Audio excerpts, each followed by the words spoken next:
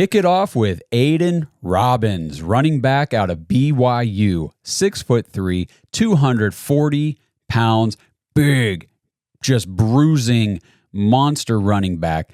I have not been able to find an exact age or a date of birth on Aidan Robbins yet. I would say he's probably in like the 23-year-old range. He is from Kentucky. I believe he was the 12th ranked player in the entire state when he was coming out of high school. During his senior season of high school, he suffered a torn labrum. I think it was his right shoulder, if I remember correctly. And he actually started his college career playing at Louisville. And he transferred to UNLV in 2022, transferred again to BYU in 2023. Now, Aidan Robbins has 4.62 speed. This dude is not a burner, but he is a big physical power back. In 2022 at Louisville, Aidan Robbins played 11 games with 209 carries, 1,009 yards, and 9 touchdowns with 23 receptions, 125 yards, and another score through the air. And that is impressive, okay, for a back of his size. And, we talked about him not being a burner, but he's got good game speed. And we'll talk about this a little bit later on, some of his scouting profile, north-south very quickly. So he has good vision, good instincts, and he knows where to be and how to get there. But again, 209 carries, 1,009 yards, 9 touchdowns. But the 23 receptions for 125 yards, that's pretty good for a college running back in the receiving department, especially with his physical profile, the big body bruising back. You don't always see these types of running backs be able to handle the receiving work. But Aidan Robbins has demonstrated that he can do just that. So last year, he dealt with a wrist injury that actually required surgery. Oh, I'm sorry. Let me back up. 2023 at BYU. Let's talk about the stats, because I just told you what he did the year before. Over 1,000 yards. What was it? 1,120, 30-some total yards. I'm sorry. The stats are getting away from me here. I'm not doing quick math very well. 2023 BYU, only played 8 games. He was part of a running back rotation, only had 101 carries, 100 fewer than the year before, 485 yards, less than 50% of what he had the year before, and he only scored 1 touchdown this past season at BYU. Why? Why did the production drop off so drastically for a guy who had such an impressive campaign in 2022, transferred to a school to continue to build upon that resume to make his push for the NFL, and then had a very disappointing year statistically? Well, he dealt with, like I already mentioned, a wrist injury that required surgery in the offseason heading into 23, and then he actually had a rib injury right before the season started, and that really limited him for like the first, I'd say, third of the season. And overall, 2023 never really saw him get to full speed. He did have one huge game against Oklahoma near the end of the season when maybe some of those injuries weren't nagging him quite as much. He had 22 carries, 182 yards. BYU nearly upset the Sooners in that one. So that was a pretty impressive to see him come out and do that. The dude was a team co-captain at BYU. He had already graduated with his business marketing degree from Louisville. So, he was just playing football. He was taking advantage of the added eligibility from COVID. And Aidan Robbins just seems like a smart, high IQ, young man, good leader, and there's no denying this dude has some pretty incredible athleticism. Now, like I mentioned, scouts say his north-south speed is faster than what his 40 time would suggest. When they say that Aidan Robbins is physical, they mean it. He seeks to deliver impact on his defenders. He has a good stiff arm, and he never shies away from running through tacklers, keeps his legs churning through the contact. And I want you guys to make no mistake here about what I'm saying. This is not just a guy the Browns added as a camp body.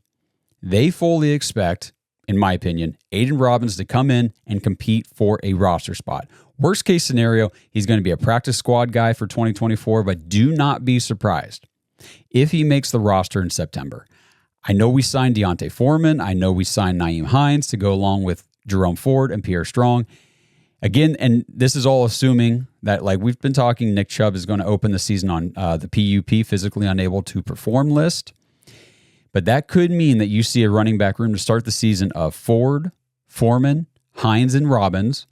Or if Robbins totally balls out in camp and the preseason, you might see Ford, Robbins, and Hines, maybe they let Deontay Foreman go. Or if Hines shows that he just has not regained his explosiveness and he's just not himself anymore after last year's ACL injury, it could be Ford, Foreman, and Robbins. But I'm telling you guys, go watch some Aidan Robbins. Go back to our previous episodes where Kenny Mack talked about Aidan Robbins as a draft target for the Browns, where I talked about him. I think this guy, if he plays up to his potential throughout the summer, could be a very good hidden gem add for the Browns. And before you go out there dogging on this episode or anything that I'm saying, talking about, oh, well, here he goes again, talking about a UDFA making the roster and being something special, Josh is overly optimistic. Was Isaiah Crowell not an undrafted free agent as well that was signed after the draft? It's not unheard of, especially at the running back position, to see these guys make a name for themselves.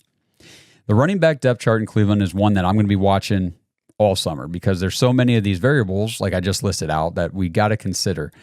Matt Wilson on Twitter said, BYU's Aidan Robbins is one of my favorite prospects in this year's draft class for the Browns in terms of a late-round running back prospect. He's an absolute tank. That was before the draft. So like us, Matt, we're all talking about Aidan Robbins as a late-round draft prospect, and we didn't have to draft him. We were able to just sign him afterward. Matt Wilson also cited Robbins' 21 reps on the bench press. That was just 2 fewer than Notre Dame's Audric Estime. And if you guys haven't seen Audric Estime or you're not familiar with him, just Google, look at a picture of Audric Estime from Notre Dame. That is a gargantuan human being. And Aidan Robbins only repped 2 reps on the bench, fewer than Estime did. So OBR had this to say in their evaluation of Aidan Robbins. He has one of the most intimidating builds at the running back position, uses his immense physique as a downhill runner, easily defeating arm tackles. He understands his talents and shortcomings as a runner and does not attempt to be what he is not. He is quick enough to run through an opening, wreaking havoc on defensive backs who stand in his way. His vision is excellent, and he will always keep his legs going. He's a complete pass catcher who can improve even more in mismatches. His play strength and build make him an effective pass blocker. His decision to declare for the NFL draft surprised many. So 2 things there. Let's just start with the pass blocking. That's big. If Aidan Robbins can come into camp, come into the preseason, and demonstrate that he is an effective pass blocker, his path to making this roster in September just became a lot more clear because that is so important in an NFL offense.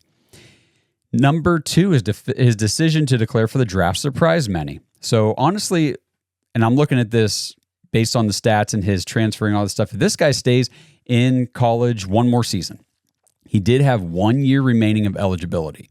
And if he stays healthy, he probably puts up somewhere between 1,100 and 1,400 yards, 5 to 10 touchdowns.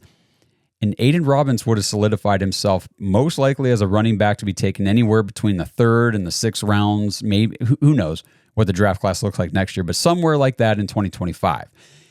On the flip side, though, if he stays another year in college and he gets injured again, he doesn't have, he has another down year in production. Now you're looking at a 24-year-old UDFA at the running back position, and his chances to carve out any role on an NFL roster go down drastically just for that 1 year. So Aidan Robbins took a gamble, declared for the draft, came out, didn't get drafted, but he did get signed immediately afterward by the Browns. And I think this dude is a downright dog, and I think he is somebody to keep a very sharp eye on over the summer for the Cleveland Browns.